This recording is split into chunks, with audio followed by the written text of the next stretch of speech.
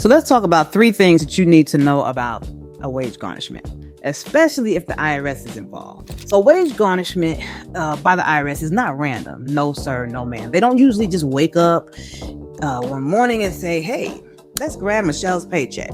She hasn't been responding. No, they don't do it that way.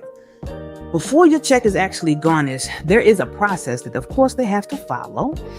You're going to receive balance due notices, but that is eventually going to turn into collection. And eventually, one of those collection letters is going to be a notice warning you about the IRS intending to levy your paycheck or some other kind of asset like your bank account, Social Security, or your pension income. Yes, they will hit all of those.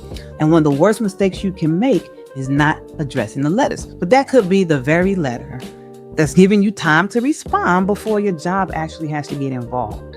Because once they get the notice, they are required and have to follow it. So number 2, a wage garnishment is continuous and will keep hitting your paycheck, every single paycheck, until it's actually released. So the IRS, they use very specific calculations to determine what you're going to get to keep. Okay?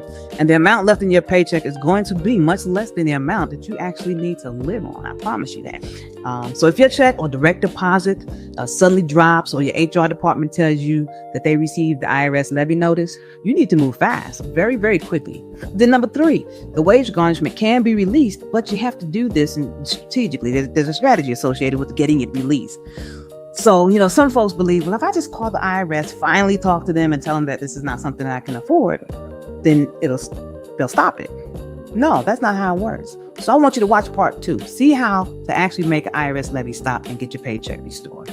And again, grab my 7 Secrets download. It'll bless you. It'll help you from my bio, just to give you some information on things that the IRS doesn't want you to know.